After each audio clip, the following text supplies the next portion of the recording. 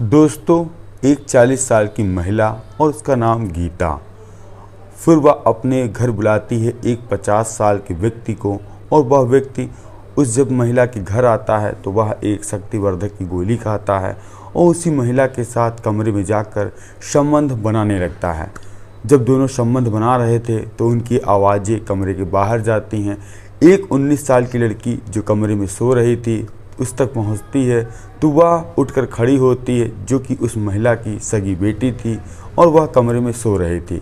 और जैसे ही अपनी माँ के कमरे की खिड़की खोलती है, मानो उसकी पैरों तले ज़मीन खसक जाती है, क्योंकि खिसके भी क्यों ना कि उसकी माँ एक अजनबी शख्स से अवैध संबंध बना रही थी। और यह सब देखने के बाद वह 19 साल की लड़की आती है, चुपचाप अपने कमरे में सो जाती है। और उस दिन से 6 महीने बाद उस घर में एक ऐसी घटना घटित होती है जिसको सुनने के बाद हर कोई हैरान और परेशान हो गया, और आप भी हैरान हो जाएंगे और सोचने में मजबूर हो जाएंगे आखिर ऐसा वहाँ पर क्या हुआ। आइए इस कहानी को विस्तार से जानते हैं और समझने की कोशिश करते हैं। आप सभी दोस्तों को नमस्कार, मेरा नाम रवि है। अगर आप हमारे चैनल पर नए हों, सब्सक्राइब बेल आइकन जरूर दबाएँ। यह सच्ची घटना चालू होती है उत्तर प्रदेश का ज़िला है रायबरेली, और उसी के अंतर्गत एक छोटा सा गाँव है दाऊदपुर। यहीं पर एक तारीख थी 17 जुलाई 2017, सुबह के करीब 7 बजे थे। जो दाऊदपुर के रहने वाले लोग वह अपना काम धंधा सुबह कर रहे थे, और कुछ जो गांव के किसान थे वह अपनी फसल देखने के लिए खेतों में गए हुए थे। तभी एक शख्स सड़क किनारे आ रहा था, देखता है कि एक गड्ढे में एक व्यक्ति की लाश पड़ी है। और जैसे ही वह जाता है उस लाश के पास तो उसको पता चलता है यह कोई और नहीं रमेश है, जो कि दाऊदपुर के बगल वाले गांव का रहने वाला है। वह अक्सर कभी न कभी इस गांव में आया करता था अपने कोई काम को लेकर। अब जैसे ही वह शख्स देखता है वह हैरान और परेशान हो जाता है। फ़ौरन यह बात उस रमेश के घर तक पहुँचाई जाती है कि उसके शख्स का एक कत्ल हो चुका। अब जब रमेश का बेटा था ऋतिक, वह भी वहां आता है घटना वाली जगह पे, और अपने पिता को इस हाल में देखकर कि उनके पिता मृत हैं तो वह भी जोर जोर से रोने लगता है। अब कहीं ना कहीं एक शख्स पुलिस को फ़ोन करता है। पुलिस भी मौका वादा तो पहुंचती है और उस लाश को पोस्टमार्टम के लिए भिजवाया जाता है। अब पुलिस के लिए सबसे अहम सवाल यह था कि आखिर जो रमेश का कत्ल किसने और क्यों किया। अब पुलिस वाले जो ऋतिक जो रमेश का बेटा था उसे पूछताछ करते हैं, क्या तुम्हारे पिता के किसी से विवाद हुआ था या कोई लड़ाई झगड़ा हुआ था जिसके कारण इनकी जान चली गई या किसी ने ले लिया। तो वह कहता है कि मेरे पिता बहुत सीधे साधे थे, उनसे किसी का कोई विवाद नहीं था। अब पुलिस जांच का टीम बैठाती है, गठित करती है और अपने मुखबिर एक्टिव करती है, और इधर सब जांच पड़ताल चल रही थी। इधर पोस्टमार्टम की रिपोर्ट आती है, उसमें साफ साफ जाहिर ये था कि जो रमेश है उन पे पहले सिर पे भारी भरकम कोई चीज़ मारी गई, जिसके बाद वो बेहोश हुए हैं और उनका गला दबाने के बाद उनकी कत्ल किया गया है।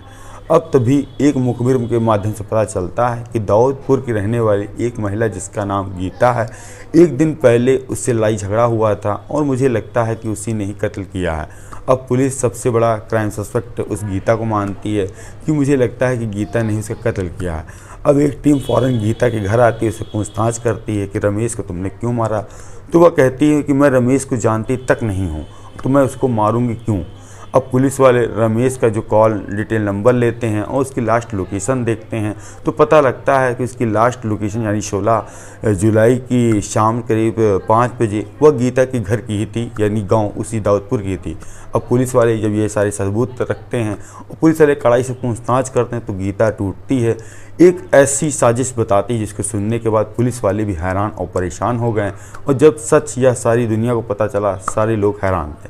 तभी गीता कहती है, आज से 4 साल पहले जो कि मैं अपने पति और अपनी बेटी के साथ रह रही थी, काफ़ी ज़्यादा खुश थी और हर चीज़ की कमी नहीं थी, किसी चीज़ की कोई कमी नहीं थी। तभी एक बीमारी जो मेरे पति को हो जाती है, जिसके बाद उनकी मौत हो जाती है। अब कहीं ना कहीं मैं अपने आप को अकेला महसूस करती हूँ, और इसी अकेलेपन को दूर करने के लिए मुझे एक शख्स से प्यार होता है। और मैं ज़्यादातर अब जो काम करती थी, जो पास का स्कूल का था वहाँ पे टीचरिंग की पढ़ाई करती थी, और जो मेरी 19 साल की लड़की थी वह एक अच्छे कॉलेज में पढ़ाई कर रही थी, जो कोई 12 में पढ़ा रही थी। 12 में पढ़ते पढ़ते उसका बचपन से सपना था कि मैं डॉक्टर इंजीनियर बनूं और अपने माँ की सेवा करूं। अब तभी वह महिला गीता निकलती स्कूल में पढ़ाने के लिए और सुबह के करीब 8 बज रहे थे। वह सड़क से पैदल जा रही थी। देखती है एक शख्स गाड़ी से आ रहा है। वह कोई और शख्स नहीं था, रमेश था, जिसकी उम्र 50 साल थी। वह उस रमेश को हाथ देती कहती है कि मुझे क्या आप आगे तक छोड़ देंगे, मुझे विद्यालय जाने के लिए लेट हो रहा है। रमेश कहता है ठीक है बैठ जाइए, और गीता गाड़ी पर बैठती है। उसको कहीं ना कहीं अब रमेश से प्यार हो गया था, क्योंकि वह किसी ऐसे शख्स को देख रही थी जो उसकी ज़रूरत पूरी करे, और कहीं ना कहीं रमेश में उसको सब कुछ दिख रहा था। अब जैसे ही गीता का विद्यालय आता है वह उतर जाती है। रमेश से कहती है क्या मुझे आपका नंबर मिल सकता है। रमेश कहता है बिल्कुल मिल सकता है, क्योंकि रमेश को भी उस महिला के ऊपर काफ़ी ज़्यादा प्रेम हो चुका था रास्ते में ही। अब वह रमेश का नंबर लेती है और एक दिन बाद रमेश को फ़ोन करती है और प्यारी प्यारी बात करती है। यह बात 10 से 15 दिन तक दोनों एक दूसरे से प्यार किया करते थे। प्यार करने के बाद अब बात ज़्यादा बढ़ती है तो वह गीता कहती है क्या तुम मेरे घर आ सकते हो, मेरी बेटी कोचिंग पढ़ने के लिए गई। जैसे यह बात रमेश सुनता है वह फ़ौरन गाड़ी अपनी स्टार्ट करता है, गीता के घर पहुंचता है। और घर पहुंचने के बाद अब वह बैठता है, तभी गीता उसको पानी लेकर आती है, और पानी लेने के बाद गीता रमेश को छूने लगती है। छूते छूते दोनों को प्यार और ज़्यादा बढ़ता है। दोनों एक कमरे में जाते हैं, वहीं संबंध बनाने लगते हैं, और संबंध बनाने के बाद रमेश वहाँ से चुपचाप निकल जाता है। अब जब कभी गीता को मन करता संबंध बनाने को तो रमेश को फ़ोन करती, वह बुलाती और उसके साथ संबंध बनाती। एक दिन जो बेटी उसकी कोचिंग गई हुई थी और जो रमेश था वह आ जाता है। आने के बाद बेटी देखती है कि उसकी माँ किसी एक शख्स से संबंध बना रहे तो वह चुपचाप खिड़की से देखती है और उसके बाद चली जाती अपनी कमरे में सोने के लिए। और यह कारवां 2 महीना तक और चलता है। तभी एक दिन गीता घर पर नहीं थी और जो उसकी बेटी 19 साल की वह घर पर थी। रमेश आता है, कहता मम्मी तुम्हारी कहाँ गई हैं, तो वह कहती मम्मी मार्केट गई हैं। अब कहीं ना कहीं जो 19 साल की लड़की थी वह रमेश को देखकर मुस्कुराती ही कहती आप बैठ जाइए, जब मम्मी आए तो चली जाइएगा। तभी कहता है कि बेटा एक गिलास पानी ले आना, मुझे प्यास लगी है। अब जैसे ही वह 19 साल की लड़की पानी लेकर रमेश को आती है, रमेश उसको भरी निगाहों से देखता है और टकटकी लगाकर वह 19 साल की लड़की भी देखती है। तो वह रमेश उस लड़की को छूने लगता है। छूते छूते उसके तरह तरह अंगों पर हाथ फेरता है। तभी गीता अचानक आ जाती, देखती है कि जो रमेश उसका प्रेमी उसकी बेटी पर बुरी नज़र रखे है। वह हड़काने के बाद कहती है आज के बाद घर मत आना। और तभी 2 दिन बाद रमेश फिर घर आता है और उसको 19 साल की लड़की से कहीं ना कहीं उसको भी दिल दे बैठता है और उसको कमरे में लेकर उसके साथ संबंध बनाने जा ही रहा था, मगर अचानक दूसरे दिन भी गीता सामने आ जाती है। उसको कहती है कि आज के बाद मैं तुम्हारे साथ अपना संबंध ख़त्म करती हूँ, तुम मेरे घर पे बिल्कुल मत आना, अगर आए तो मैं पुलिस को कंप्लेन कर दूँगी। रमेश कहता है कि जो तुमने मेरे साथ किया है या मेरा यूज किया है, जो तुमने संबंध बनाए हैं, इसकी बात मैं सारे गाँव वालों को बताऊँगा। अब कहीं ना कहीं गीता हैरान हो जाती कि यह सब अगर गाँव में बता देगा तो मेरी और मेरी बेटी की बदनामी होगी और हम लोग कहीं मुँह दिखाने के लायक नहीं रहेंगे। रमेश को दूसरे दिन गीता फ़ोन करती कहती है आज तक जो कुछ हुआ उसको भूल जाओ और हम दोनों फिर से रिश्ता कायम करना चाहते हैं और तुम आज मेरे घर आ जाओ।